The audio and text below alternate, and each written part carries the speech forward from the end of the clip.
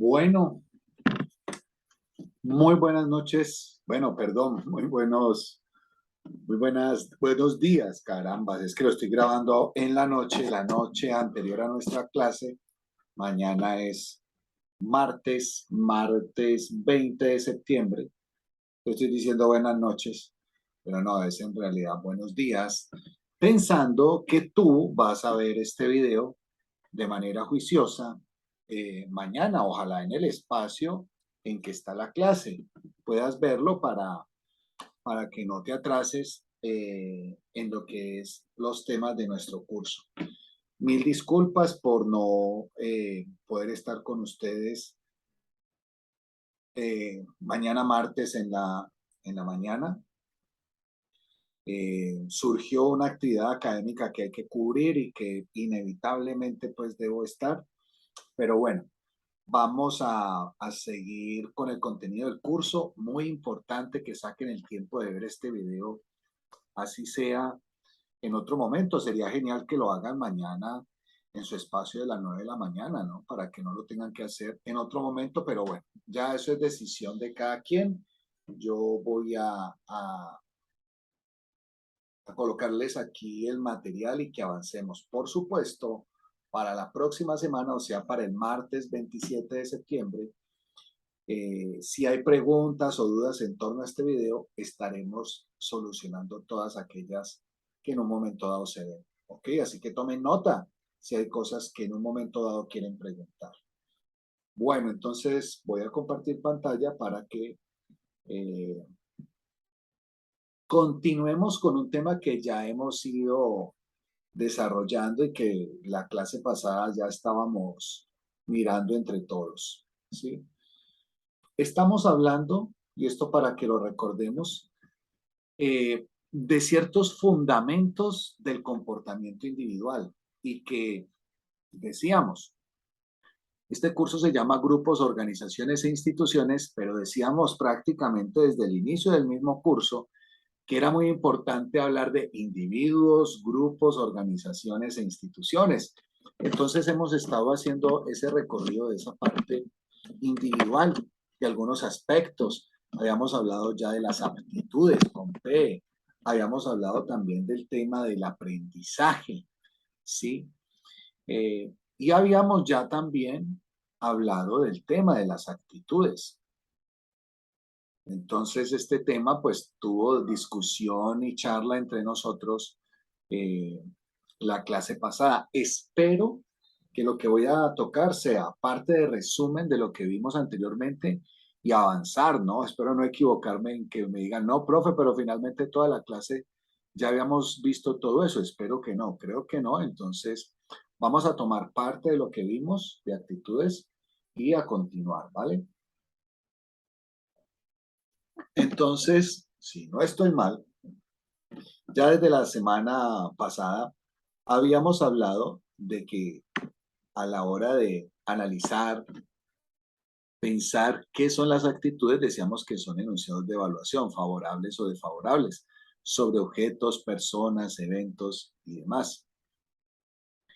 Y además de ello, decíamos cómo son el reflejo de lo que alguien siente con respecto a algo, ¿sí? Y aquí en el ejemplo decíamos, cuando me gusta mi trabajo, estaba expresando una actitud hacia el trabajo. Entonces dimos ejemplos y además hicimos una, una dinámica de leer un relato de una historia llamada La historia de Marlene.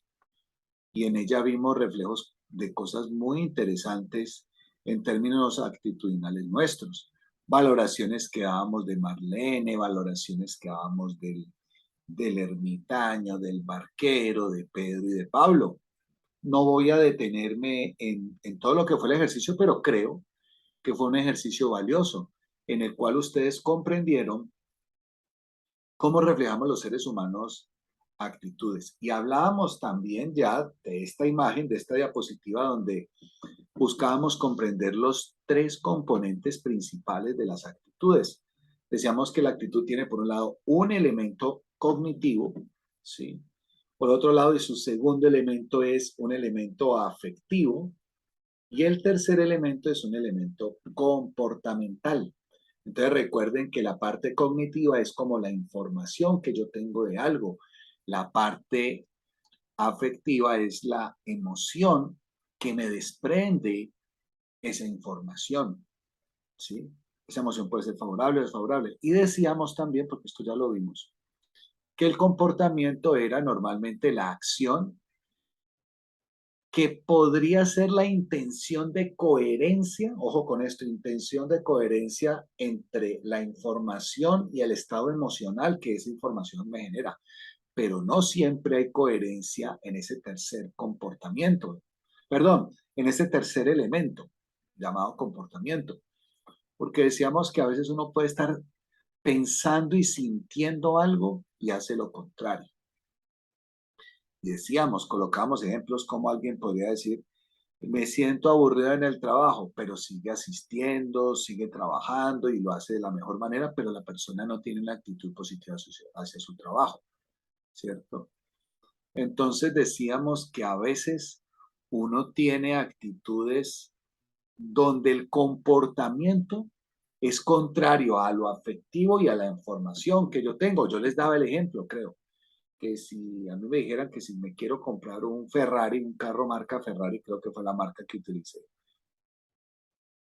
que si me preguntan, perdón, que me gusta un carro Ferrari, pues yo digo, sí, me gusta, claro que sí. Esa es la parte afectiva. Un carro deportivo, muy bien presentado, con cierto grado de lujo. Entonces yo diría, tengo una actitud favorable frente a ello. Pero en realidad, el hecho de que tenga una actitud favorable no significa que yo compre el vehículo. Entonces, por eso decíamos que era diferente la parte emocional de la parte comportamental, ¿sí? Entonces, esas ideas que tienen información, que yo las considero buenas o malas, no necesariamente el comportamiento va a ser tal cual. Así como a veces sí, entonces yo digo, me gustan las hamburguesas. Entonces, cognitivamente, yo sé que la hamburguesa es un alimento con pan, con carne, con cebolla, con lechuga, con unas salsas. Me afectivamente digo me gusta y el comportamiento es que me la como. Sí, pero no siempre funcionamos con tanta lógica, ¿no? Somos más complejos que eso. Esto lo mencionábamos la clase pasada. Todo esto lo estoy retomando como parte de ese marco de recorderis que tuvimos en su momento. Bien, y aquí creo que hasta aquí miramos, me parece. Es un mismo ejemplo a través de los tres elementos cognitivos, ¿no? Entonces aquí dice que un sujeto tiene una actitud negativa hacia su supervisor. Entonces desde la parte cognitiva, ¿sí? Desde la parte informativa, los datos y la información que yo tengo. Entonces dice aquí, mi supervisor dio un ascenso a un colega mío que lo merecía menos que yo. Mi supervisor es injusto. Esa es toda una información que yo tengo, ¿sí? En la parte afectiva estaría el sentimiento. Por la evaluación anterior, mi supervisor me disgusta.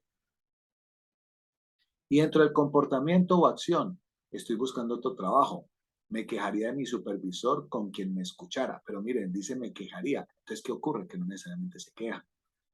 No ocurre que no va a abandonar su trabajo hasta que quizás no encuentre otro. Entonces resulta que el comportamiento, la acción, no siempre es tan fácil de amarrarla a lo que yo siento y a lo que he evaluado informativamente de dicha actitud. No siempre es el asunto tan fácil. Bien, si no estoy mal, hasta allí habíamos como recorrido. Mm, no estoy muy seguro, ¿no? Porque a propósito también agradezco la paciencia que tuvieron la clase pasada porque con con un corre-corre que yo tuve muy delicado la semana pasada de una información muy importante, creo que nosotros llegamos hasta allí. Entonces hablemos de otro tema importantísimo en las actitudes humanas y que esto puede afectar a individuos, a grupos, a organizaciones y ni hablar a instituciones. Bueno, y no lo nombré, puede afectar a equipos de trabajo. Entonces, en el tema de actitudes hay algo que se llama la disonancia cognitiva. La disonancia cognitiva es cuando dos o más actitudes entran en conflicto. La disonancia cognitiva se da principalmente cuando, voy a decirlo en términos coloquiales para que me entiendan. La disonancia cognitiva es cuando tú estás esperando algo, ¿cierto? Entonces, en términos de actitudes, estás esperando algo y encontraste exactamente lo contrario, lo opuesto. Allí tienes lo que uno llamaría una disonancia cognitiva. Por supuesto, voy a darles ejemplos para que podamos entenderlo. Entonces, un ejemplo que podríamos colocar aquí en el tema de la disonancia cognitiva o cognoscitiva, lo podemos encontrar en, por ejemplo, alguien que quiera comprar, piensen ustedes, una motocicleta, un joven quiere comprar una motocicleta con potencia, con fuerza, eh, ojalá para él una Harley Davidson, pero resulta que las Harley Davidson son carísimas. Entonces, entendiendo él que no tiene ese recurso económico, dice, quiero comprarme algo que luzca como una Harley Davidson porque quiere verse como un hardista, pues, como un trotamundo, con su moto ahí. Y resulta que entonces, pues como no tiene la plata suficiente, trata de mirar marcas de un bajo costo, pero que de apariencia se vean muy bien. Y encuentra una moto muy parecida a la Harley Davidson, pero otra marca, pues, una marca nada conocida. Un precio que se acomoda a lo que él tiene económicamente. Y la compra pensando en que va a ser una moto potente, veloz, ¿sí? Que seguramente le tocará repararla más rápido porque como no es de una marca así conocida, pero pues él está dispuesto y él considera que al comprarla va a tener esa sensación de velocidad, de potencia y además pues se dice que las motos de todas maneras son mucho más económicas como transporte que tener, por ejemplo, un vehículo, un automóvil. Entonces, compra la bendita moto. Y resulta pues que esa moto, primero, no tiene mucha velocidad, ¿sí? Eh, no, esa velocidad y potencia que tienen las Harley, esa moto no tiene ni la mitad. Parece, aunque se vea una moto ruda y aparentemente así pues muy de trotamundos, pues resulta que el motor que tiene es de una motocicleta eh, así pues, como dicen por ahí coloquialmente, señoritera, que anda muy suave. Entonces, él compró el artículo esperando una cosa y recibió exactamente lo contrario. Voy a darle otro ejemplo. Imagínese usted que está en una reunión social con unos amigos, pero a la gran mayoría de personas usted no las conoce. Y usted está hablando con sus amigos y por allá en el salón donde están reunidos, donde hay mucha más gente, usted ve que una mujer muy interesante lo está mirando. Y usted dice, ve, qué bonita esa mujer. Y usted sigue charlando.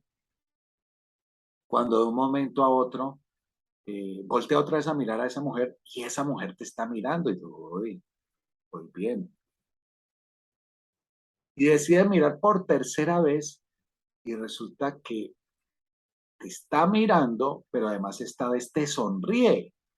Y tú puedes decir, no, mejor dicho, la tengo matada. Piensa usted interiormente. Y entonces llega el momento en que se acerca, decide acercarse. Le dice a sus amigos, ya vengo muchachos, miren lo que voy a hacer. Está convencido que la tiene matada. Llega donde la dama y le dice, usted por ejemplo, ¿no? Le dice, hola, ¿bailamos? Y resulta que ella te mira de arriba abajo y te dice, no, gracias, quiero quedarme aquí sentada. Oiga, el drama suyo, o sea, usted va a quedar aburrido y se devuelve derrotado además, donde están sus amigos que además lo están mirando así con los ojos saltones grandes, casi que saboreando el momento, ¿no? Y usted vuelve, imagine usted cómo vuelve, ¿no? ¿Qué pasó allí? Porque hay disonancia cognitiva.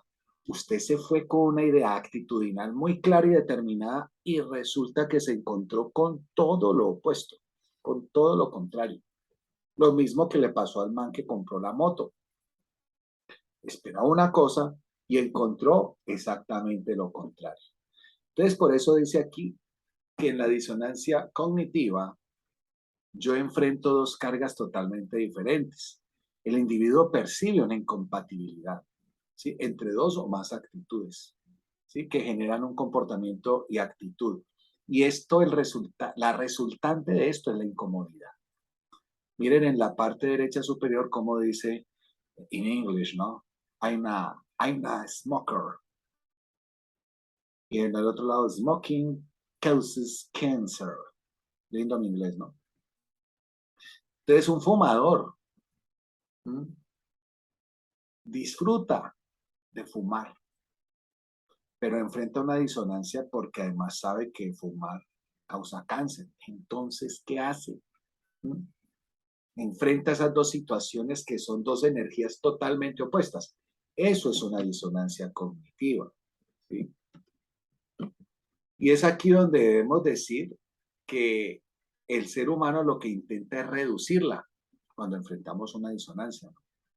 Pero eso va a depender, ¿sí? Depende, por ejemplo, de la importancia de los elementos que la crean. Hay algunos elementos que son relevantes, otros irrelevantes. Hay cosas que pueden ser cruciales y fundamentales y otras no tanto. Eso depende, ¿no? Depende también del grado de influencia que el individuo piensa tiene sobre los elementos, o sea, hasta dónde él puede influir o no en lo que ha pasado para cambiarlo o no, o en las recompensas que están involucradas en la disonancia, o sea, ¿cómo hago para, pues si no era lo que yo esperaba, al menos para no perder, para no sentirme tan perdedor? Por eso, usted se va a dar cuenta que hay una disonancia cognitiva, por ejemplo, cuando hablamos del comportamiento del consumidor, que aquí me quiero referir particularmente al ejemplo que coloqué de la moto, ¿cierto? Esto se extiende casi que a todos los productos hoy en día en el mercado. Y es, por ejemplo, usted compró un teléfono o compró, ya dijimos, una moto, o se compró una camisa o compró un instrumento musical, lo que sea. Casi todo, no todo, pero muchas de las cosas que uno compra hoy en día tienen lo que se llama una frase que es precisamente buscando aliviar la disonancia cognitiva que usted podría tener en un momento dado. La frase clásica que yo creo que usted ha oído en materia de la venta de ciertos productos es, eh, compre nuestro producto, le garantizamos satisfacción total o la devolución de su dinero. Cuando usted le ponen esas dos, satisfacción total o la devolución de su dinero, te están diciendo, no se preocupe que usted con nosotros no va a tener que enfrentar disonancias cognitivas. Porque si tú compras el producto esperando algo y ese algo no se dio como tú esperabas, te devolvemos el dinero. Eso es lo que te están diciendo. Entonces, evita la disonancia cognitiva. ¿Qué le sucedió al sujeto que compró la moto y que ya no tiene marcha atrás? Pues que le tocará adaptarse a ella, ¿sí? O entender que definitivamente no era nada de lo que él esperaba. ¿Qué le sucede a la persona que fue a sacar a bailar a la otra que le encantó y resulta que esa persona le salió con algo que él no esperaba? Enfrentó una disonancia, ¿no? Ahí hay un conflicto mental. Entonces viene un tercer elemento ahí.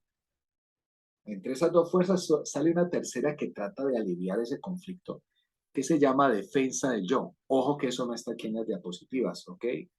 La defensa del yo no está en las diapositivas, pero la comento por si quieres tomar nota. Entonces, la defensa del yo se activa en el momento en que tú tienes esa insatisfacción, trata de atenuar y bloquear mentalmente tu conflicto. Entonces, por ejemplo, con el chico que iba a sacar a bailar a la muchacha y la muchacha finalmente le dijo que no. Él se vuelve sorprendido y aburrido. Los amigos le van a preguntar, ¿y qué pasó? ¿Que no le vas a sacar a bailar, pues? ¿Por qué no estás bailando con ella? ¿Qué te pasó? Entonces, pueda que él llegue y te diga, no, ¿saben qué pasó, muchachos? Me acerqué y no era tan bonita. O peor aún que diga, no, muchacho, la verdad, tiene mal aliento. ¿Qué está haciendo ahí ese muchacho? Eso se llama una defensa del yo. Emocionalmente él cargó con algo que no esperaba y su estructura emocional y anímica trata de recobrar un equilibrio. La defensa del yo, por supuesto, es un artilugio, un, ¿cómo se podría decir? Una estrategia que aunque nuestra propia mente sabe que es falsa, se aferra a ella para no hacerse daño y aliviar la carga. Entonces al motociclista que compró esa moto esperando que fuera veloz y los amigos le preguntan, ve, ¿cómo vas con esa megamoto? Desafiando las carreteras de Colombia, viajando a toda máquina en tu gran nave. Y él, claro, como la bendita moto esta no anda a la velocidad que él quiere, entonces él le dice a los amigos, no, muchachos, yo he aprendido una cosa, es que en estas motos el riesgo es alto, entonces uno tiene que ser prudente, yo disfruto mi paseo, pero me voy tranquilo, a baja velocidad. No, no era lo que en realidad él quería, no era lo que él esperaba, él estaba esperando otra cosa. Entonces, por eso se da y se enfrenta la disonancia cognitiva mediante que aflora la defensa del yo.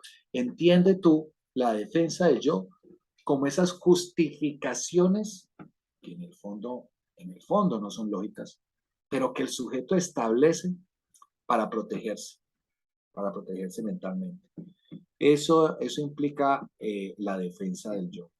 Eh,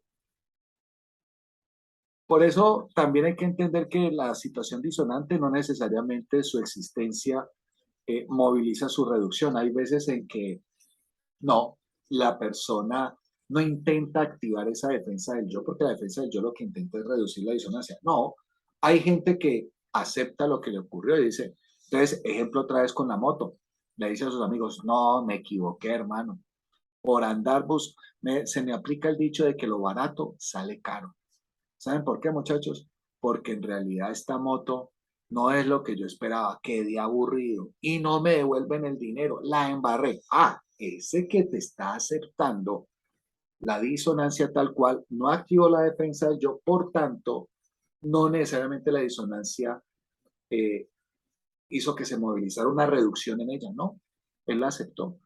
O el chico que entonces volvió de sus amigos, ¿qué pasó? ¿Por qué no saliste a bailar con ella? Si ese chico dice, no muchachos, la verdad estoy sorprendido, pensé que la tenía matada, que iba a bailar conmigo, me dijo que no, simplemente me miró de arriba abajo y me dijo que no, que quería, prefería quedarse aquí sentada, allí sentada. Entonces me tiene sorprendido, no sé qué pasó.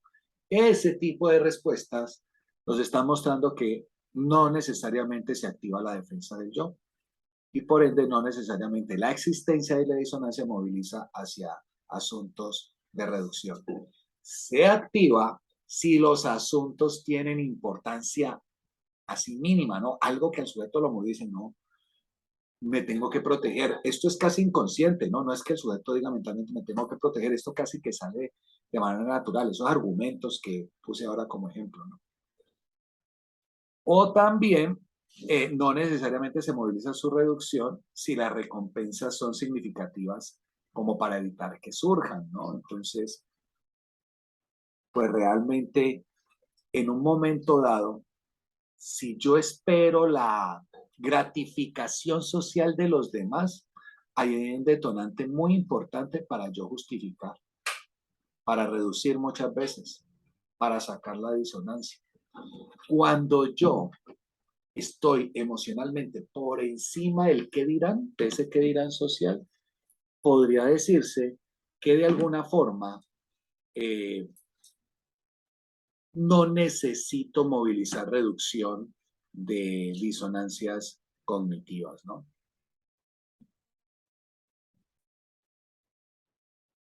Y hay una cosa muy importante. si la disonancia, ¿no? Cognitiva es percibida como impuesta por el exterior, que es imposible controlar, normalmente no va a ser tan dramática. O sea, va a haber una disonancia. Yo esperaba una cosa, me encontré otra, pero eso es tan superior a mí, se sale de mis manos de manera tal que pues no puedo hacer nada. ¿Mm? Entonces, digamos que no estamos sujetos a mucha tensión para reducirla. Por ejemplo, para que me entiendan, cuando uno de nosotros, si somos colombianos, yo soy colombiano, me imagino que la gran mayoría de ustedes lo son, creo que hay una persona que nos contó que no es de Colombia y de pronto hay varias, si no estoy mal es, no me acuerdo de dónde es porque de pronto digo un país y no lo es. Pero, por ejemplo, cuando nosotros los colombianos viajamos al exterior, hay cosas que a nosotros nos golpean feo, cuando están con los estigmas de, por ejemplo, cuando vas a países, qué sé yo, europeos y entonces alguien te dice, uy, pero allá hay narcotráfico, ¿no? Ustedes son narcotraficantes. Entonces, tú esperarías una cosa diferente, ¿no? Y eso te confronta, te mueve. Pero al ser algo que está como tan encima de uno, uno busca la manera de, pues, de que no lo afecte. Es el común, es el triste estereotipo que muchos dan. Puede hacer ruido en nosotros, o sea, hacer ruido es caer en disonancia. Pero la verdad no se genera mucha tensión por reducir la disonancia. Uno buscará sus argumentos para que el otro entienda que no todos los colombianos son así, ¿cierto? Que muchos colombianos son muy buenos y que, claro, hay un contraargumento que no es defensa del yo, porque el asunto es tan dado por otras variables que, digamos, finalmente no nos genera mucha tensión para reducir el asunto. Usted se ha dado cuenta, por ejemplo, que tristemente, y por eso quizás el estereotipo persiste, en muchos países de este planeta, ¿cierto? Muchos países de este mundo, en realidad cogen con cierta frecuencia a colombianos intentando pasar drogas a otros países. Esto sigue pasando. Entonces el estereotipo tiene cierto sentido. Lo triste es generalizar, porque además sabemos que así como pueda que, vamos a suponer que diariamente cogen, voy a decir cualquier dato, pero puede estar equivocado, ¿no? Voy a decir cualquier cosa. Voy a decir que diariamente siempre cogen, el promedio de colombianos que cogen con drogas en viajes diariamente a través de todo el mundo es de 3 personas. Estoy diciendo cualquier cosa, no sé, pueda que esté dando un dato exagerado por lo alto o un dato muy ingenuo porque sea bajo, no lo sé. Lo que sí sé es que asimismo hay muchos colombianos que viajan todos los días a través del mundo y no llevan drogas. Y ese es un dato mucho más fuerte, ¿sí? El asunto es que hay tanto peso hacia el lado negativo que se sale de nuestras manos, se sale de tus manos, se sale de las mías, no hay defensa del yo ahí que valga. Entonces, uno hace contraargumentos, pero en realidad no los está haciendo desde una estructura de defensa, sino desde un convencimiento de que en realidad pues esta situación tampoco debe generar mucha tensión en nosotros porque pues finalmente es un triste estigma que funciona en algunas partes, que es el imaginario inapropiado que tienen otros y que es muy difícil de controlarlo al menos desde acá. Entonces miren ustedes todo lo complejo que implica el tema de las actitudes, pero a la vez lo necesario que es que tengamos cierto nivel de comprensión de cómo funcionan las actitudes, porque tú, como futuro o futura profesional de la psicología, vas a necesitar, sin importar el campo, sin importar que seas clínica, educativa, social, comunitaria u organizacional, vas a tener que comprender cómo son las actitudes de las personas que te rodean, ¿sí? Para el trabajo que estés haciendo. Bien. En torno al tema de las actitudes, de este tema de las disonancias y demás, hay algo que es muy importante y es lo que se ha llamado las variables moderadoras, ¿sí? Voy a leerlo y lo explicamos.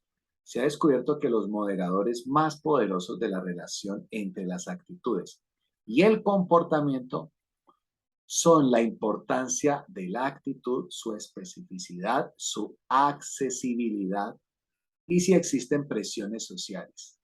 Y si una persona tiene experiencia directa con esa actitud. Entonces, por ejemplo, este tema de las actitudes va a depender de la importancia en nuestra vida, ¿no? No es que un manual nos diga que las actitudes más importantes del ser humano son tales, porque resulta que para ti pueden ser unas, para mí pueden ser otras. Voy a dar ejemplos. En el tema de la religión puede ser un tema fundamental para una persona, pero para otro no serlo. Tendrá su posición frente a ello, tendrá una actitud, pero no es de los temas más importantes que para ese sujeto esté en su vida. Entonces resulta que la importancia de la actitud va a depender de cada uno de nosotros. Alguien que le importe mucho la religión y que diga, pero venga, ¿cómo no vas a tener creencias por no sé qué? Entonces, esa persona que no le presta tanta atención dirá, qué pena, para mí una variable más importante que la religión, puede decir cualquier cosa, es el medio ambiente. Ah, qué interesante. Y para ese sujeto es más importante la variable del medio ambiente, ¿ok? Entonces, digamos que si es así, perdón, qué pena, es que pensé que había detenido la grabación, me disculpan. Hice una pausa aquí porque estaba abriendo la ventana, pensando que estaba detenida la grabación, pero no, aquí estamos corriendo. Entonces, a eso se refiere la importancia de la actitud. La especificidad. Entonces, la especificidad la voy a ligar mucho con la tercera palabra, accesibilidad. Entonces, la especificidad es sí de manera concreta, por eso es específica, especificidad es de específico y específico es cuando algo es muy concreto o directo. Entonces, si esa actitud es específica, está ligada directamente a tu vida, va a ser fundamental. Seguramente si no está tan ligada a tu vida, no va a ser tan fundamental. ¿Ya? Esa es la especificidad. Ejemplo, por ejemplo, para una persona eh, drogadicta, el tema de la drogadicción implica actitudes muy específicas en su vida, muy concretas, muy directas, porque está involucrado con el tema de las drogas como consumidor. ¿Sí? Si alguien es negociante de drogas, vende, exporta, no las consume, de todas maneras para él el tema tendrá dentro de las actitudes una relación directa, solo que quizás la forma en que enfrenta actitudinalmente el asunto es diferente. Quien negocia con la droga a quien la consume. Y por ejemplo, yo voy a ser claro y sincero, no tengo ninguna experiencia en mi vida con drogas. Nunca he probado nada, pero nada es nada. Entonces, eh, el tema, aunque yo tengo una actitud frente a las drogas, ¿cierto? Mi actitud no tiene tanta especificidad porque no está en mi vida de una manera tan concreta, ¿no? Entonces, digamos que por ese sentido, no tiene tanta especificidad en mi vida como la puede tener para el que la ha consumido, para el que es drogadicto o para quien superó eso con determinación, fue drogadicto y lo superó, entonces logró todo un tránsito de actitudes en ello. O la persona que estando en el negocio, como dijimos, pues tiene una relación directa. En el caso mío, que no he tenido experiencia con ella, entonces realmente la especificidad en mí es menor, mientras que en esos dos sujetos que he ejemplificado es mayor. La accesibilidad. Entonces la accesibilidad y está muy conectada con la especificidad, porque normalmente cuando hablamos de que hay una especificidad concreta, directa, de primer nivel, normalmente es porque el acceso también está allí. La forma de yo poder adquirir esa situación o acercarme a ello, pues está ahí. Por ejemplo, yo, ¿de qué me sirve decir a mí? Puedo decir cualquier cosa. Es que yo quisiera seguir la religión musulmana. Pues resulta que yo no conozco, pues que yo sepa, pues, no tengo relaciones cercanas con gente que profese esa religión, que sean musulmanes. Eh, no conozco mucho del asunto, entonces acceder para comprender, para revisar eso, no es que sea imposible en mi vida. De hecho, hoy en día con Internet prácticamente cualquier información que uno quiera, uno la puede adquirir y buscar. Pero realmente, en términos de acceso, no es tan fácil para mí porque no está dentro de mi círculo cotidiano. Entonces, por eso se relaciona con especificidad, no está tan directo. Y por tanto, la accesibilidad, aunque la puedo tener, quizás el camino es un poco más dispendioso. Entonces, digo, no me estreso por eso. ¿Para qué? ¿Mm? Eso en cuanto a la accesibilidad. Muy importante el tema de la presión social. Ese puede ser determinante en las variables moderadoras. Entonces, por ejemplo, yo puedo tener una actitud, y yo creo que todos nosotros alguna vez hemos pasado por esto que voy a decir, por la moda. Entonces, por ejemplo, la moda de la ropa, ¿sí? O la moda de ir a ciertos sitios, porque todos van. Entonces hay una presión social y uno genera una actitud supuestamente positiva y en el fondo es más por presión social, por aceptación social, porque digan, ay, qué bien, estás yendo a tal lugar que vamos nosotros. Ah, vea, pues qué lindo, ¿no? Ahí sí va a ir. Entonces ocurre que por ese tipo de asuntos de presiones sociales, somos muy frágiles a ciertas actitudes.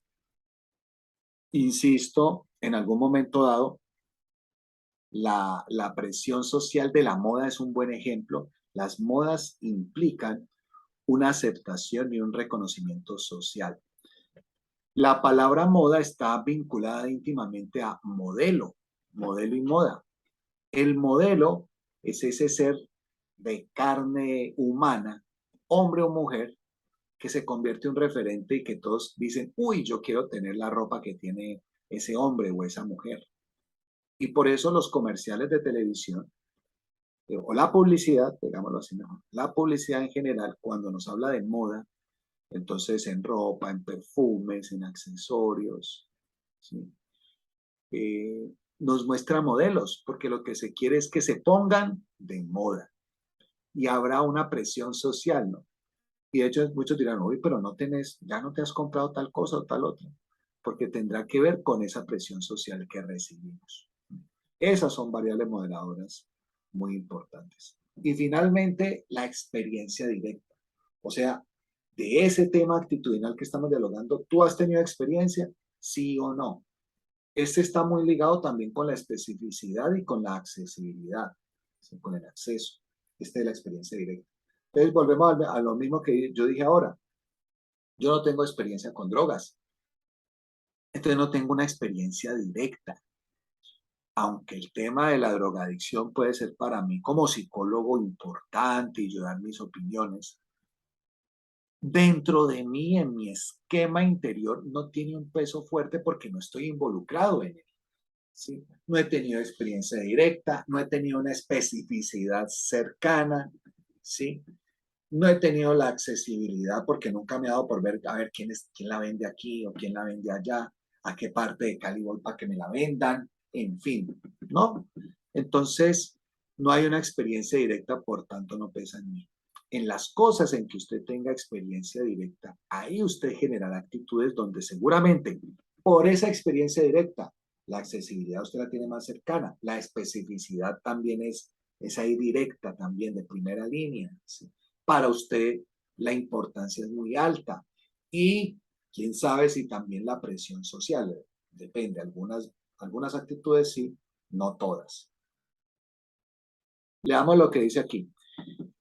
Es más probable que las actitudes que se recuerdan con facilidad, ¿sí?, pronostiquen el comportamiento que las que no son accesibles para la memoria. Paro ahí. Sí, porque las que no son accesibles para la memoria perdieron importancia por todo lo que acabamos de decir de las variables moderadoras. No tienen tanta importancia, no son tan específicas. el acceso a ellas no se da de una manera tan natural. Si hay o no presión social en eso no importa, ¿sí?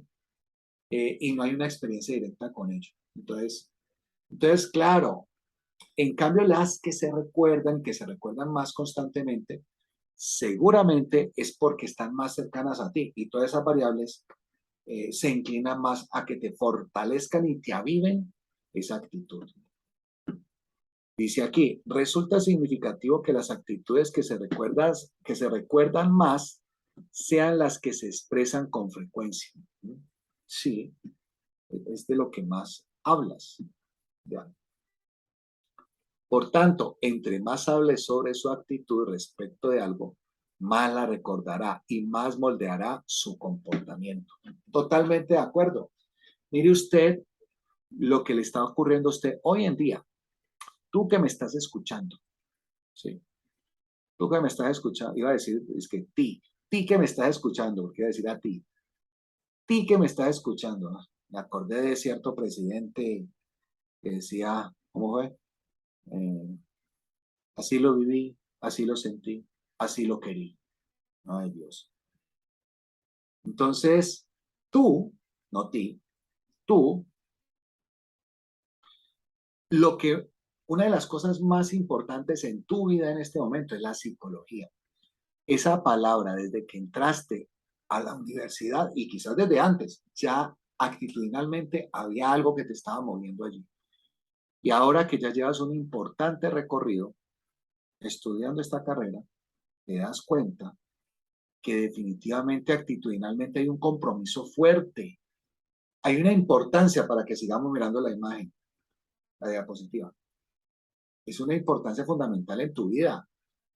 Esto hace parte de tu especificidad. Hoy en día está, pero allí, con contacto directo para ti, todos los días.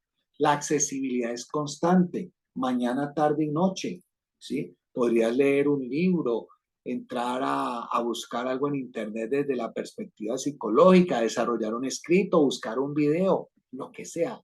La accesibilidad está allí.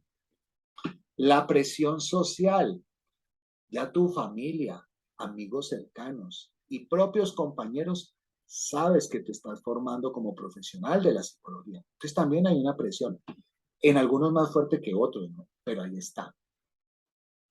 Y la experiencia directa con la actitud, cada vez tienes más experiencia directa.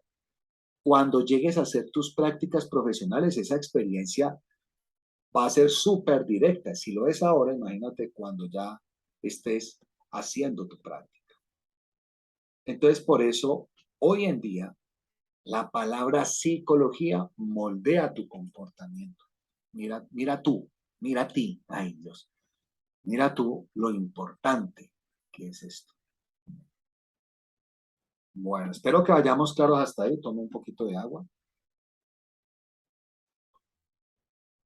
Oiga, yo espero que esto no hayamos hablado la clase pasada, porque si lo hablamos la clase pasada, Dios mío, pero yo creo que no, que esto no hayamos hablado. Bueno, prosigo.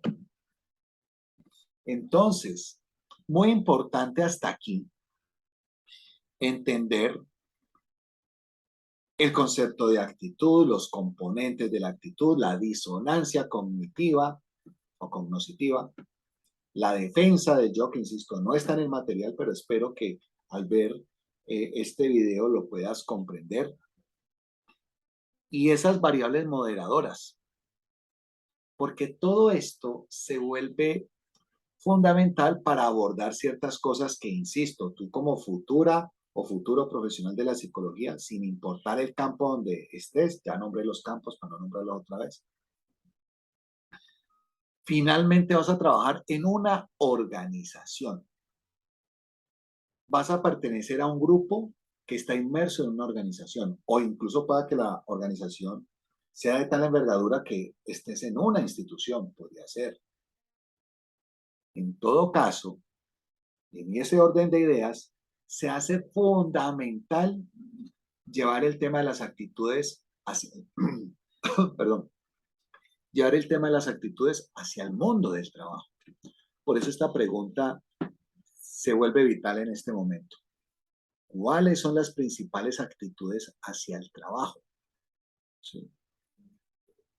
Una de las cosas que más quisiera uno que haya en una organización es que la gente tenga verdaderamente una satisfacción en el trabajo, una satisfacción laboral. ¿Qué es la satisfacción en el trabajo? La sensación positiva sobre el trabajo propio, ¿sí? Que surge de la evaluación de sus características.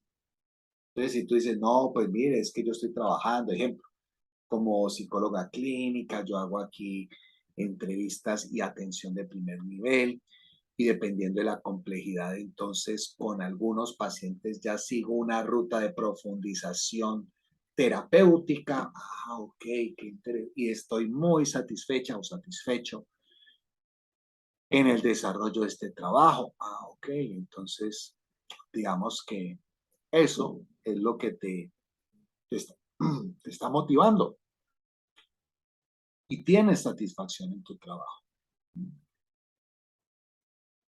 Para este caso, satisfacción en el trabajo y satisfacción laboral son lo mismo. Lo que pasa es que a veces en el mundo de las organizaciones hay dos tipos de satisfacciones, la satisfacción organizacional y la satisfacción hacia el trabajo o en el trabajo o satisfacción laboral. Satisfacción organizacional es como yo me sienta en toda esa organización en general, ¿ya? Entonces, por ejemplo, eh, en la Universidad San Buenaventura, si a ti te preguntan cómo te sientes en general con tu universidad, están buscando evaluar tu grado de satisfacción en la organización. Si te están preguntando, bueno, ¿y cómo te sientes como estudiante del programa de psicología? Ah, eso es satisfacción en tu trabajo, porque el ser estudiante de psicología te deriva a trabajos. Yo creo que yo ya se los he dicho en varios espacios. Ustedes son trabajadoras y trabajadores académicos, ¿sí? Entonces, cuando me están haciendo esa pregunta, eso es satisfacción del trabajo, satisfacción laboral. En el caso tuyo, como estudiante, ¿cómo te sientes como estudiante en el programa de psicología? Eso es satisfacción del trabajo o satisfacción laboral. Mientras que si me preguntan, ¿cómo te sientes con la Universidad San Buenaventura de Cali? Esa es una pregunta de satisfacción organizacional.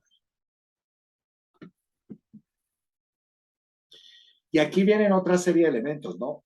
No les voy a colocar videos. Yo esperaría que ustedes vean un poco los videos, como tienen ya las diapositivas, creo que las tienen. Bueno, y si no, voy a revisar en los correos enviados, porque si no se las he enviado, pues ya es hora de enviarles el material, ¿ok? Entonces, pues qué bueno que puedan ver los videos. Entonces, así como es importante el concepto de satisfacción laboral, es importante el concepto de involucramiento en el trabajo. Normalmente vamos a ver que estos conceptos casi que se van dando como efecto dominó. Normalmente si yo tengo uno bien, el segundo también irá bien, el tercero, el cuarto, etcétera. Pero si uno de ellos está mal, seguramente los otros también se afectan. Entonces voy a leer involucramiento en el trabajo y vamos haciendo la relación. Involucramiento en el trabajo. Entonces dice, mide el grado en que una persona se identifica psicológicamente con su empleo y considera el nivel de su empeño como percibido benéfico para ella. Entonces, ¿qué pasa? Miren, algunos de ustedes estudian y trabajan, otros solo estudian. En cualquiera de los dos casos, tú estás haciendo un esfuerzo muy importante por estudiar esta disciplina de la psicología. Saben que no me gusta la palabra carrera.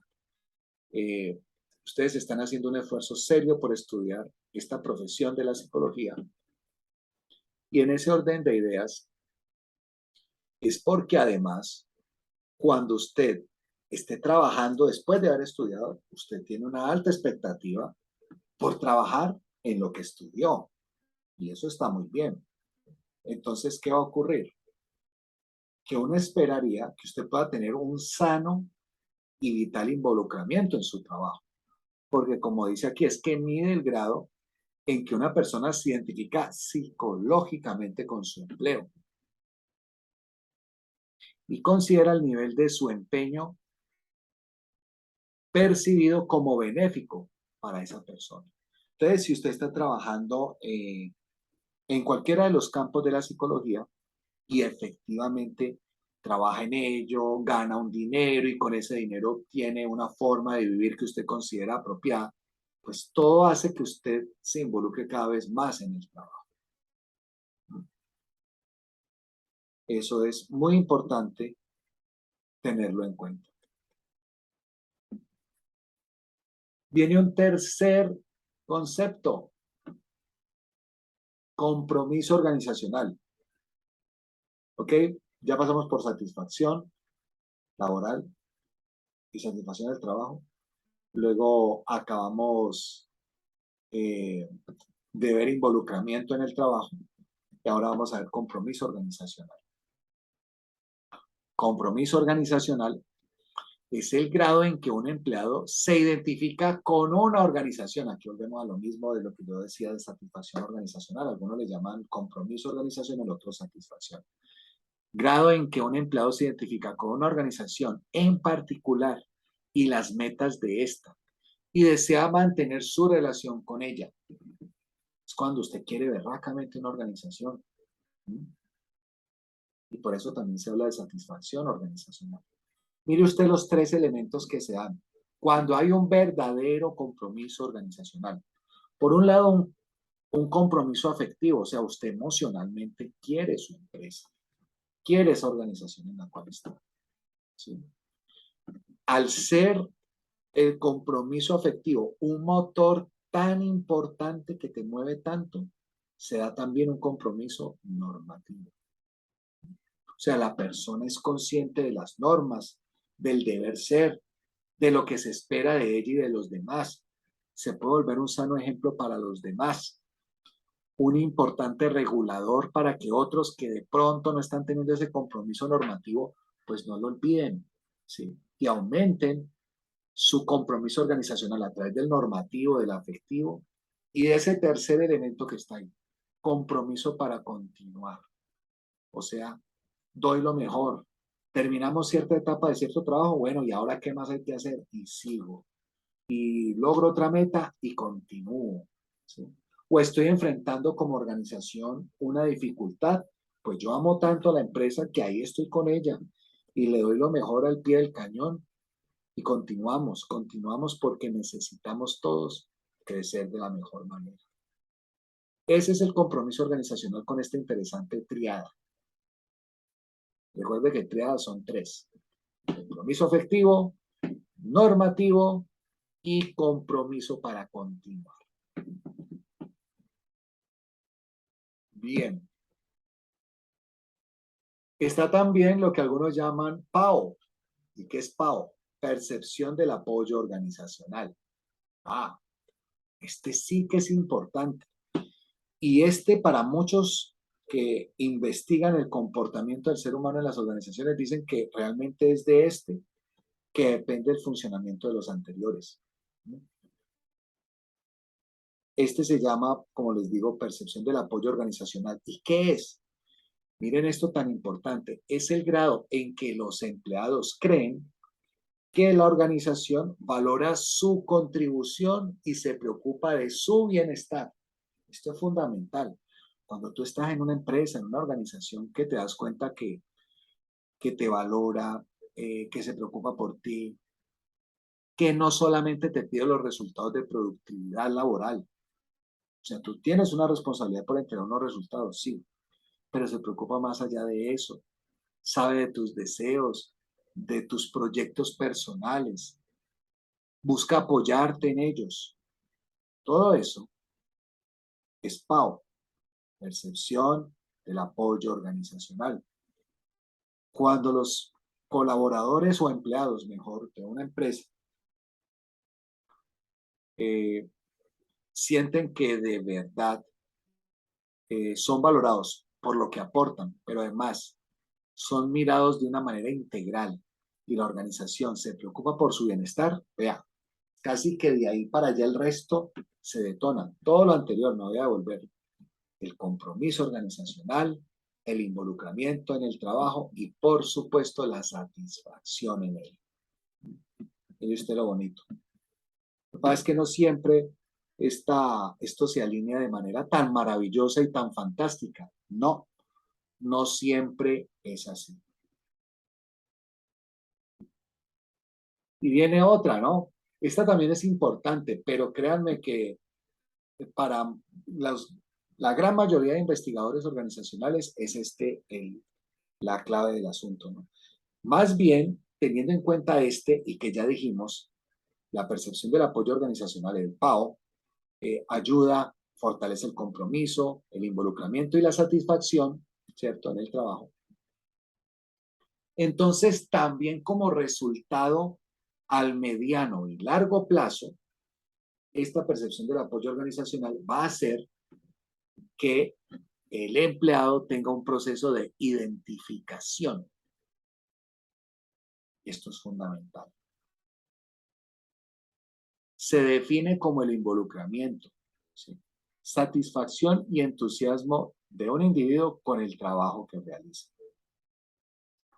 Para que lo entendamos mejor, los empleados con mucha identificación sienten pasión por su trabajo y una conexión profunda con su empresa. Cuando usted ya llegó al nivel de sentir que su trabajo le apasiona, créame que eso es una berraquera. Y eso lo puede llevar a usted muy alto. Y sin usted estar pensando de manera, ¿cómo lo digo?, de manera soberbia en el dinero y que se quiere enriquecer con su trabajo. No, eso puede llegar, pero no porque sea la prioridad en tu vida.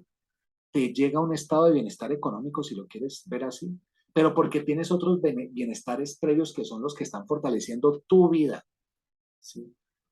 Ese bienestar de saber que lo que estás haciendo es lo que estudiaste, es en lo que tanto te preparaste y deseas aplicarlo de la mejor manera. Lo haces con tanta pasión que pues por eso amas ese trabajo tuyo.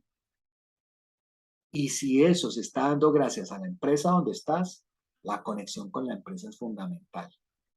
Claro, por eso decía aquí también el polo opuesto. Los empleados sin identificación, en esencia, aportan, ahí se repitió la palabra esencia, aportan en esencia horario, dan tiempo, pero no energía o atención en su trabajo. Entonces, es el empleado que te puede cumplir la labor, no la hace mal, cumple su trabajo y su horario así literal, ¿no?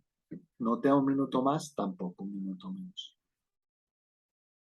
Pero es que ese es diferente al sujeto que se entrega anímicamente a su organización y disfruta de ella.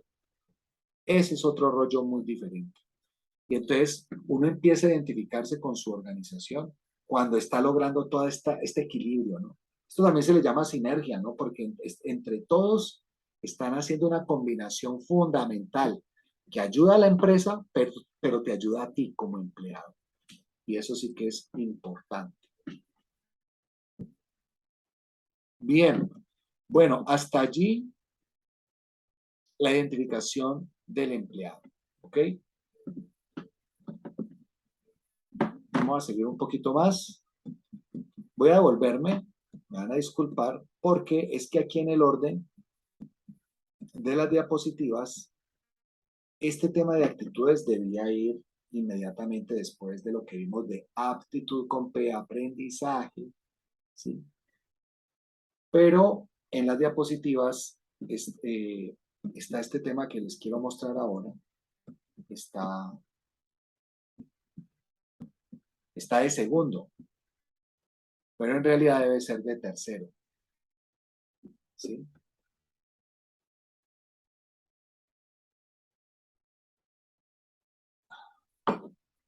Entonces, habiendo comprendido este tema de las actitudes y de los conceptos que derivan las actitudes, miren ustedes la importancia, la satisfacción en el trabajo, el involucramiento, la percepción de apoyo, ¿sí?, y la identidad.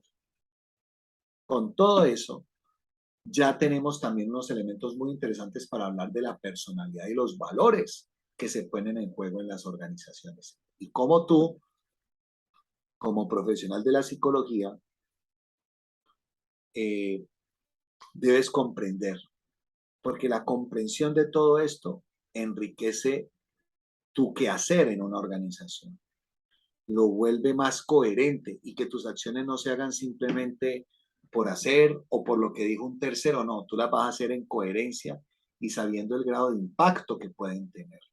Si vas comprendiendo todo este tipo de temas, eso se vuelve fundamental. Bien, entonces hablemos de qué es la personalidad. Usted va a encontrar también aquí definiciones por doquier, ¿no? O sea, va a encontrar que sobre el tema de personalidad existen múltiples, perdón, se me fue la pantalla, fue un error aquí mío, ya la vuelvo a colocar. Ahí está. Ahí ya la voy a colocar para ustedes, ahí debe seguir. Entonces, conceptos de personalidad hay muchos. Esto está en el libro que les mandé de comportamiento organizacional, ¿sí? De Stephen Robbins. Entonces, vamos a encontrar que definiciones hay muchas. En ese texto eh, se están nombrando algunas cosas que me parece que son importantes, ¿no? Entonces, empecemos comprendiendo y recordando, porque este tema usted ya lo tiene que haber visto en alguna asignatura anterior, que la personalidad es la suma total de formas en que reacciona un individuo e interactúa con otros. Nosotros mismos tenemos diferentes elementos, algunos dirían diferentes personalidades, yo no sé si eso no me cuadra a mí tanto, ¿no? Eh, pero tenemos diferentes aspectos de nuestra personalidad. A veces, en algunos momentos podemos ser más bien cautos, callados, recatados. En otros momentos podemos ser impulsivos, viscerales, extremadamente emocionales. Entonces son momentos de la personalidad, ¿no? Y vamos a decir que esa combinación de cosas que tenemos, pues es prácticamente irrepetible porque no hay un sujeto igual a otro en términos de personalidad. ¿Sí? O sea, si no lo hay físicamente, pues mucho menos en términos de personalidad. Ni que a los mellizos es que son o los gemelos, aunque parezcan pues prácticamente iguales físicamente, que no lo son y que no encuentra sus diferencias, pues mucho más cuando hablamos de personalidad. La definición que se utiliza con más frecuencia es la de Gordon Allport, ¿no? Hace ya más de 70 años en realidad. Él dice, sobre la personalidad, ¿no? La organización dinámica dentro del individuo de aquellos sistemas psicofísicos que determina sus ajustes únicos en el entorno. O sea, nosotros tenemos aquí mecanismos que son mentales, pero también biológicos. Por eso los psicofísicos, ¿no? Y ellos y esos mecanismos, dependiendo del entorno en que estamos, entonces esos mecanismos se muestran de una manera o se muestran de otra. Como lo dijimos ahora, habrá entornos donde yo necesito hablar, explorar, decir, expresar, te lo hago. Pero habrá otros momentos donde es mejor estar también callado, guardando silencio, introspectivo. Entonces son ajustes. Y todo se da por procesos psicofísicos, según Gordon Allport.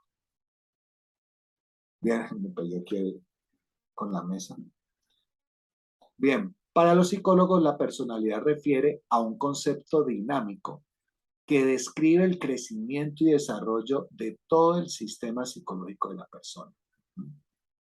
Voy a repetirlo.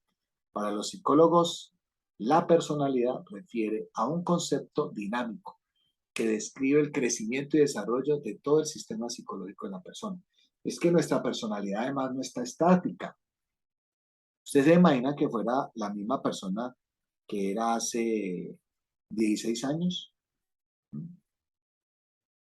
O sea, es que usted fue bebé, usted fue niño, usted fue adolescente, voy a parar allí porque seguramente algunos están terminando la adolescencia, otros ya son jóvenes, ya la adolescencia pasó, pero paremos ahí. En todo caso, su personalidad es dinámica, se transforma. Algunos dicen que evoluciona. A mí la palabra evolución me parece que a veces es complicada aplicarla, ¿no? Sí, uno puede hablar de evolución cuando habla, además, en las etapas de desarrollo, hay autores que nos hablan de la madurez, ¿no? Sí, pero resulta que la madurez no determina, a veces no determina el verdadero crecimiento y desarrollo de una persona. ¿Cuánta gente no hay de mi edad o mayor que son niñitos, que parecen inmaduros o inmaduras, que son difíciles de comprender? Entonces, realmente, por eso esa combinación que Alport habla de psicofísico es complejo, ¿no? No es tan evidente.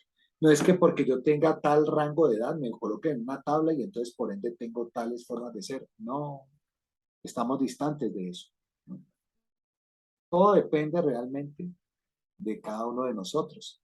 Y esa dinámica de la personalidad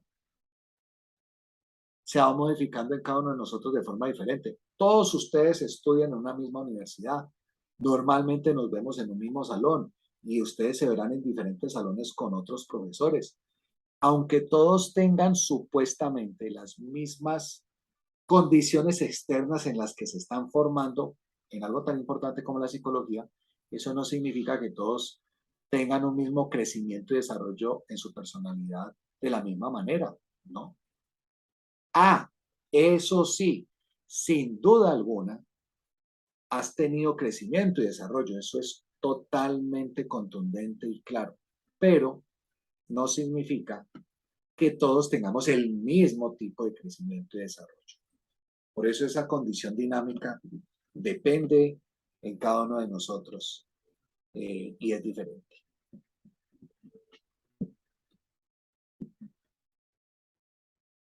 Hay unos determinantes de la personalidad, ¿no? Que vale la pena señalar. Entonces, la personalidad, por un lado, uno de sus determinantes, porque no es el único, por supuesto, es el resultado de factores hereditarios. O sea que pesa lo biológico, sí, lo innato o lo adquirido genéticamente, pero también lo ambiental es otro determinante de la personalidad. Cuando veíamos el tema de cultura decíamos, no es lo mismo estar aquí en el Valle del Cauca a que estuviéramos dando esta clase en el Amazonas, o la estuviéramos dando en La Guajira, o la estuviéramos dando en la capital, en Bogotá, ¿no? Cada uno de los factores ambientales incide de una manera diferente.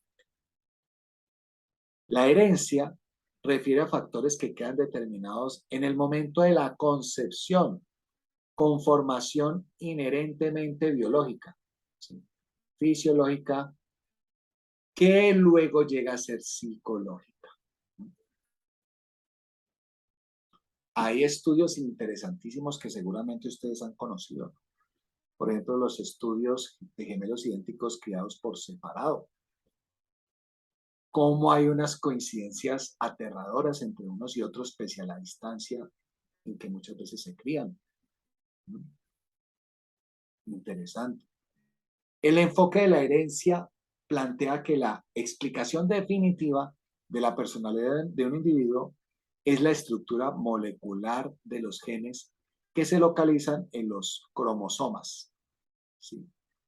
Que dicen que es de influencia principal de los padres. Esto, bueno, voy a leer lo segundo y ya, lo último, perdón, el último guión y ya digo una cosa. Los investigadores descubren que la genética interviene alrededor del 50% de las diferencias de la personalidad y en más del 30% de la variación de los intereses, ocupaciones y recreativos. Ok, entonces debemos admitir que hay un importante peso biológico, genético, sin duda alguna. Pero quien piense que es lo único, también debemos entender que estaríamos equivocados si pensamos que es lo único. Si hay un 50% de importancia en lo biológico, pues también hay un 50% de importancia en lo aprendido, en lo ambiental, que hace que un sujeto se adapte, se incorpore en él cosas producto de ese aprendizaje, de la experiencia vivida. Y por eso para muchos ya está en desuso ese desgaste exagerado de pensar si pesa más lo biológico en un ser humano o lo aprendido. Las dos cosas son muy importantes. Yo me quedo con los autores que le dan importancia a ambas cosas, ¿sí? Creo que es algo que se vuelve fundamental y determinante. Ahora bien, a propósito de la personalidad, muy importante, a esto le llaman algunos teóricos la influencia de los 5 grandes. ¿Qué van a ser 5 grandes? 5 grandes características de personalidad, que qué bueno que tú las tengas en cuenta porque pueden ser fundamentales para tu futuro como profesional. ¿Ok? Estas 5 cosas. Entonces, como dice ahí, las investigaciones sobre los 5 grandes también han hallado relaciones entre esas dimensiones de la personalidad, el desempeño en el trabajo. ¿Ok? En el desempeño del trabajo.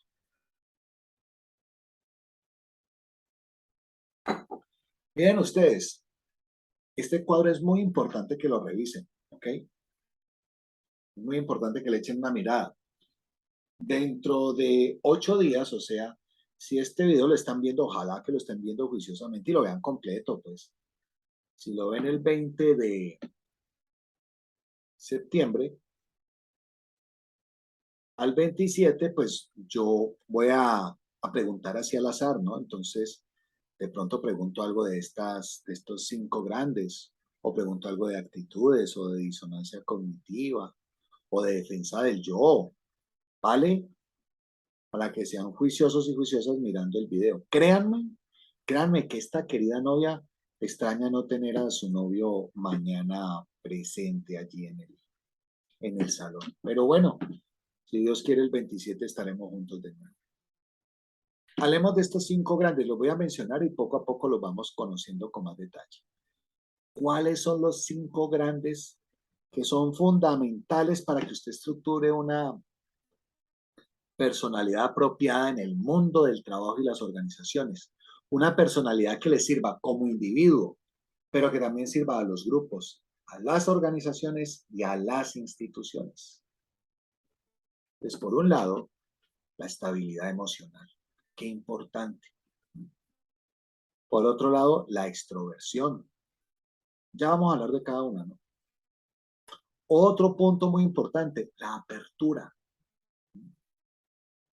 Otro, la adaptabilidad.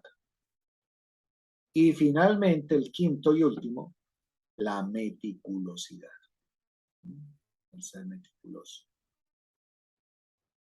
La estabilidad emocional. Entonces, miren lo que va diciendo aquí, ¿no? Hay otras 2 columnas. Una que pregunta, ¿por qué es relevante? ¿Sí? ¿Por qué es relevante cada una de estos 5 grandes? ¿Y qué es lo que afecta? ¿Sí? O sea, esa característica de personalidad que impacta. Entonces, miremos, la estabilidad emocional, ¿por qué es relevante? Porque la idea es que en la estabilidad emocional tú tengas pensamientos menos negativos y pocas emociones negativas. O sea, que la tendencia que se te pide en estabilidad emocional en la medida de lo posible es que tus pensamientos sean positivos. ¿Por qué nos piden a los profesionales de la psicología entrar en un proceso de terapia antes de graduarnos? Porque debemos estar lo más limpios posible emocionalmente hablando cuando estamos frente a un otro. Y no importa en el campo donde yo esté, aquí qué pena que lo vuelva a repetir porque se me vuelvo monotemático. No importa si yo estoy desempeñándome en la psicología clínica, en la educativa, en la organizacional, en la social comunitaria, en cualquiera de esas, yo necesito una limpieza emocional. porque mi trabajo se puede ver empañado y mi ética se puede ver perjudicada y tener una actuación poco ética si no estoy bien emocionalmente y me relaciono con alguien que tampoco lo está y termino confundiendo las cosas de él con las mías. Eso es gravísimo. Por eso la estabilidad emocional requiere que yo tenga menos pensamiento negativo, menos emociones negativas y menos hipervigilante. Si yo estoy con pensamientos negativos y hay alguien en mi alrededor que tiene pensamientos negativos similares a los míos, eso me detona la hipervigilancia. Si usted quiere, lo voy a decir en un término técnicamente más clínico. La hipervigilancia sería la paranoia. Me vuelvo paranoico y quiero encontrar en el otro, en su desequilibrio o en sus aspectos negativos, la respuesta a mis aspectos negativos. Gravísimo, por donde usted lo mire. Por eso la estabilidad emocional se vuelve tan importante. No es fácil. Y esto pasa como todo, ¿no? Que usted lleva el carro, tiene un automóvil y lo lleva al mecánico o al sitio donde se lo dejan bien alineado, las llantas derechitas, todo el carro con su estructura bien balanceado y alineado. Se lo dejan súper. Pero pasan días, semanas, meses. Y si usted no se pone pilas y pasan años, el carro, por la naturalidad de los recorridos, de los huecos que en un momento dado cae, el propio desgaste de la máquina, de la estructura, pues empieza a desbarajustar otra vez. O sea que va a necesitar tarde o temprano de nuevo otra alineación y balanceo. Eso mismo nos pasa a nosotros. Entonces, qué bueno que usted antes de que arranque como profesional de la psicología se asegure de que ese aspecto usted tiene una sana emoción, estabilidad emocional para ofrecerle al otro. Esto tiene que ver también con otro tema que probablemente veamos, yo creo que en octubre, y es el tema del autocuidado. Yo creo que lo hemos hablado, creo que hemos dicho cosas allí importantes, pero creo que no lo hemos tocado pues directamente, ¿no? Cuando esté con ustedes me contarán, pero creo que no.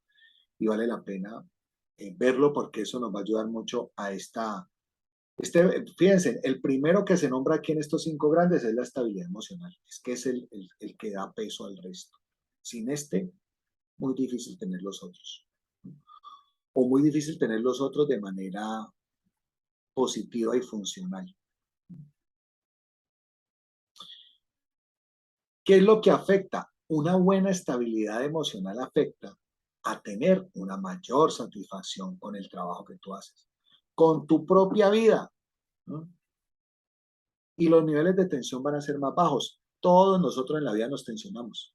Tristemente es inevitable, inevitable. Es una condición humana. Y en los trabajos siempre tenemos situaciones de estrés. Cosa tan jodida es. Pero si tienes una buena estabilidad emocional, esos niveles de tensión bajan y bajan de manera importante.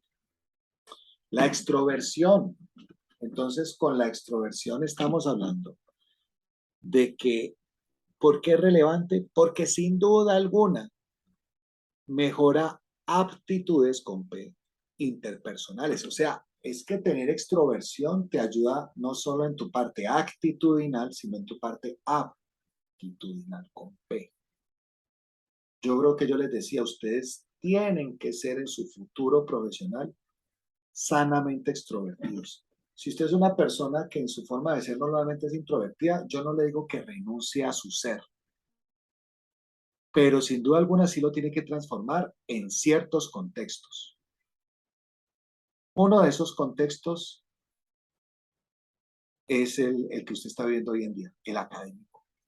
Si lo trabaja desde allá, seguro que en su quehacer profesional usted va a tener una sana tendencia a la extroversión. Así en su vida privada sea más bien introvertido, porque no puede ser, no tiene nada de malo. Lo importante es saber que ese aspecto de la personalidad se detona, como veíamos ahora en las definiciones, es dinámico y hace presencia cuando se necesita. Entonces, claro, el sano cultivo de ello te lleva a mejores aptitudes interpersonales. Hay más dominancia en lo social. Te vuelves sanamente dominante de los entornos sociales, al menos en los que necesitas trabajar, ¿sí? Más expresivo emocionalmente también, sin duda alguna. Esto, por supuesto, es un progreso que, insisto, para muchos cuesta mucho, pero que vale la pena enfrentarlo y hacerlo. ¿Qué va a afectar esto en nosotros? Cuando dice que afecta, no tiene que ser negativo, ¿no? La columna de afectar. Entonces, en la extroversión, pues el mejor desempeño, sin duda alguna. Un liderazgo mejorado. Te vuelves una persona sanamente líder. Así no seas un líder formal, porque no tienes que serlo, ¿sí? Una mayor satisfacción con el trabajo y con la vida misma. Importante. Ahora hablemos de la apertura, que es importante también. La apertura para muchos está ligado con la actitud, ¿no? Con una actitud sana hacia, hacia la adquisición de nuevas cosas, ¿ok? Entonces miren lo que dice aquí en apertura precisamente. ¿Por qué es relevante? Porque hay mayor aprendizaje. Claro que sí. Tú con una buena apertura, la apertura tendrá que ver con una sana disposición, pues vas a tener más aprendizaje, claro que sí. Si tienes más aprendizaje, estás cultivando todo para ser más creativa o creativo. Por supuesto, más flexible y autónomo también, porque eres el propio guía de tu propio proceso. ¿Y qué afecta esto? ¿Qué impacta? Un rendimiento en la capacitación. Cuando recibes capacitaciones, o recuerda que tú, que vas a ser profesional de la psicología, vas a capacitar. Entonces, tienes un rendimiento en doble vía. Cuando eres capacitado o capacitada, porque tienes apertura, pero también porque a la hora de capacitar, esa apertura hace que tu rendimiento en el proceso de capacitar a otros muestre unos resultados maravillosos. Liderazgo mejorado, claro que sí, para que veamos que no solo está en la extroversión, ¿no? Entonces, cada vez me voy puliendo más en ese sano compromiso que tiene una persona que se gradúa como psicóloga, y es ser un líder, ser un agente de cambio. Eso implica liderazgo, sin duda alguna. Y por supuesto, ya lo dijimos, más adaptable al cambio. Y ahí viene, gracias a la apertura que me abre, la apertura, perdón que sea redundante, la apertura le da apertura a la adaptabilidad. Si yo logré ser o cultivar positivamente la apertura, eso me va volviendo casi de manera innata o automática, me va volviendo más adaptable, más agradable, ¿sí? Más cumplido y sanamente conforme con las cosas que poco a poco voy haciendo. Ojo, no conformista, ¿sí? Ser conforme es diferente a ser conformista. Conformista es el que se queda con unos resultados apenas esperados en una triste mediocridad, ¿no? Conformista. Cuando usted está conforme es porque sabe que va bien en su proceso, que puede ganar más y lo hace con paciencia y de la mejor forma. Eso es el conforme. Por eso es diferente a conformismo o conformidad. La adaptabilidad afecta o impacta un buen desempeño. O sea, vas a tener un mejor desempeño. Menores niveles de conducta desviada, ¿sí? La conducta desviada es la que me frena los procesos de adaptabilidad, las barreras que uno muchas veces pone para adaptarse. No, yo por qué tengo que adaptarme a esto, yo no quiero cambiar. No, esas barreras se caen. Y finalmente la meticulosidad. También bajo este modelo es importante el ser meticuloso. Porque el ser meticuloso, recuerden que la meticulosidad tiene que ver como dar cuenta apropiada de ciertos detalles. Y va a ser importante que tú puedas dar cuenta apropiada de ciertos detalles, ¿sí? De cierta minucia en la forma en que estás estructurando tu carrera, tu vida, tu carrera. Ay, Dios, caí en la palabra carrera. En la forma en que estás estructurando tu formación como profesional de la psicología. Entonces, ¿Por qué es relevante? Porque la meticulosidad requiere mayor esfuerzo. Que tú te esfuerces sanamente por las cosas y persistencia, estar allí, dándole, dándole. ¿Sí? Más impulso y disciplina. Más organizado y planeador se vuelve la persona. Más organizado, planeador. ¿Ok? ¿Y qué es lo que afecta? Afecta el desempeño. Por supuesto, si esto se maneja de manera positiva, la meticulosidad, entonces un mejor desempeño, un liderazgo mejorado. Mire todo lo que necesita para alimentar el liderazgo. Incluso algunos dicen que más longevidad, allá, eso sí, no lo sé, ¿no? Pero entendamos que longevidad tiene que ver con edad, o sea que yo podría vivir más si soy sanamente meticuloso, o sea, si soy organizado, si planeo bien las cosas, si soy disciplinado, vivo más. A eso se refiere ser meticuloso y a eso se refiere la longevidad, ¿ok? En función del tiempo que uno podría tener de vida. Bien, nos vamos acercando al final de, esperen, yo miro una cosita. Sí, ya nos vamos acercando, nos quedan 2 diapositivas para cerrar la clase de hoy. No les voy a hacer un video de 3 horas, porque normalmente en las clases ustedes saben que, pues aparte de uno revisar el material, ve un video o les pone a ustedes un tema para que lo discutamos o se levantan la mano para pedir opiniones y demás. Yo espero que si usted esta presentación le ha generado dudas, tome nota y me pregunte la próxima semana. Así como yo voy a preguntar, que ustedes también me pregunten. Profe, es que cuando usted habla en el video de tal cosa, ¿por qué no me explica por qué no entendí tal cosa? Hágale. Yo con todo gusto le responderé el 27 de septiembre. Bien, entonces leo. En relación a los atributos principales de la personalidad, ¿no? Que influyen en el comportamiento organizacional. Entonces, aunque está demostrado que los 5 grandes son muy relevantes para el comportamiento organizacional, no agotan el rango de características que se usan para describir la personalidad de alguien. Claro, o sea, la personalidad de un sujeto no está en esos 5 grandes. Son 5 grandes factores de personalidad que se requieren en las organizaciones, eso sí, sin duda. Pero el ser humano, en sus aspectos de personalidad, no se reduce a esos 5. ¿Ok? Por esto, investigaremos otros atributos que son índoles poderosos, de índole poderoso, para pronosticar el comportamiento en las organizaciones. Que no son los únicos, entonces vamos a ver estos otros conceptos. Entonces, uno de ellos es el tema de autoestima. Qué importante. Qué importante. Y algunos dicen, ¿y por qué no están los 5 grandes? Bueno, ya no serían los 5 grandes, no, serían los 6 grandes. Entonces, autoestima tendrá que ver con el grado en que los individuos se agradan o desagradan de sí mismos. Pero que usted seguramente tendrá hasta conceptos más profundos e interesantes de autoestima. Todos sabemos que tiene que ver como con ese, cómo estamos en ese estado de querernos a sí mismo o no. Es eso. Por otro lado está el concepto del maquiavelismo, ¿sí? Que viene por Nicolás de Maquiavelo. Les sugiero que quienes no conozcan a Maquiavelo vean la historia.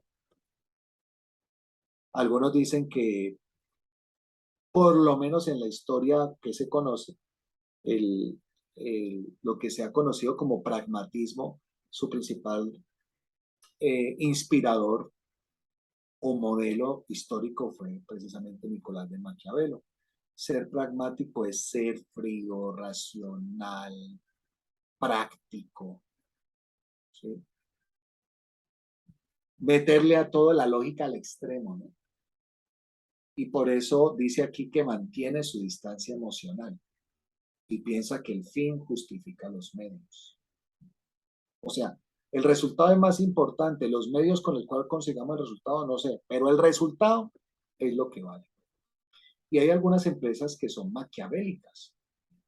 porque no les importa si sus trabajadores están estresados, desgastados emocionalmente, reventados. Si están dando el resultado, es lo que les interesa. Ahí hay una personalidad o un pensamiento maquiavélico, pragmático. Por eso dice aquí que mantiene distancia emocional y está solo en lo práctico, en lo racional y frío.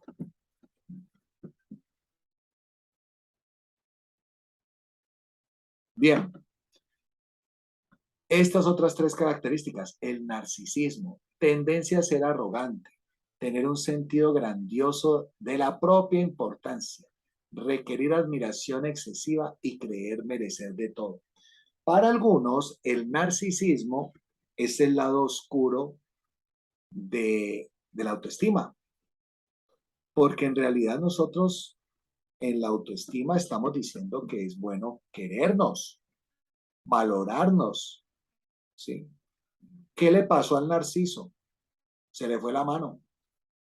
Se le fue la mano en ese asunto emocional de quererse a sí mismo y ya se volvió egocéntrico, ¿sí? Porque ya quiere que todo el mundo lo vea como la persona más importante pues del sector, ¿sí? Que todo el mundo lo tiene que atender, querer, ¿sí? Entonces se vuelve algo muy complejo. Tiene otro concepto, que este sí es interesante, pues no es tan negativo como el que vimos atrás del maquiavelismo o del narcisismo, estos dos, y es el automonitoreo. Este es muy interesante. Rasgo de la personalidad que mide la amplitud que tiene el individuo para ajustar su comportamiento a factores situacionales externos. El automonitoreo. Este yo diría que en los 5 grandes está cuando hablamos de adaptación. ¿Sí? Yo lo veo así, ¿no? Rasgo de la personalidad que mide la amplitud que tiene un individuo para ajustar su comportamiento a factores situacionales externos. Si tienes una buena amplitud es porque tienes habilidades adaptativas. Si tu amplitud es más bien corta es porque no tienes muchos recursos y elementos para ser adaptable a las situaciones externas. Finalmente está la propensión al riesgo. Correr los riesgos, toma decisiones rápidas, ¿sí? Entonces, la propensión al riesgo lo que implica es, bueno, usted en una situación de crisis donde necesita moverse rápido, el barco se está hundiendo, ¿usted qué va a hacer? ¿Sí? Toma decisiones rápidas. Esas decisiones que tomaría son apropiadas, le ayudan a usted y a los demás a que el barco no se hunda o a que se salven, por lo menos ustedes. Este es un tema bravo, ¿sí? La propensión al riesgo. Pero sí que es importante hoy en día, en pleno siglo XXI, con tanta cosa que estamos afrontando. Desde antes de la pandemia, ya el ser humano en esta sociedad que se vive a la carrera, ya le tocaba, ya estaba con esto de la propensión al riesgo como un reto dentro de su forma de ser, que esté allí para responder a esas contingencias, a esos inesperados que a veces nos llegan en la vida, esos momentos inesperados, esas situaciones inesperadas. Se vuelve fundamental. Bien, creo que ahí podríamos decir que se terminó. Aquí está el tema de actitudes que ya vimos. Voy a comentarles que para dentro de 8 días, como esto lo van a ver mañana, yo lo estoy filmando, insisto, en la noche del 19, pero lo ven mañana, espero, juiciositos y juiciositas. Entonces, el 27 seguiremos con el tema de los valores. Pero por favor, antes de que pares este video, no te olvides, espero que hayas tomado nota de cosas que de pronto no entendiste o cosas que quieres que yo te aclare la próxima semana. Recuerda que yo voy a hacer algunas preguntas, a algunos les haré preguntas sobre esta clase, ¿ok? Porque me parece importante que estos temas queden ahí cimentados para lo que viene en el curso. Entonces, el tema que vamos a seguir después es el de los valores. Aquí hay cosas interesantísimas también que vamos a ver con mucho más detalle, ¿sí? Bueno, De nuevo un placer, muchas gracias, mil disculpas, hombre, que no van a ver a su novia mañana, créanme que a mí me hacen mucha falta. Y sé que a ustedes también, carambas. Así que bueno, voy a estar colgando este video eh, y como lo dije en el mensaje que envié, estará disponible a partir de las 9 de la mañana de mañana, cosa del que el que lo quiera ver juicioso desde las 9 de la mañana estará tomando el espacio de la clase para verlo, sería chévere, sería genial. Y si no, en todo caso, véalo y téngalo listo para dialogarlo conmigo el 27 de septiembre. Nos vemos entonces. Un verdadero placer. Les mando un abrazo enorme. Se les quiere muchísimo. Nos vemos.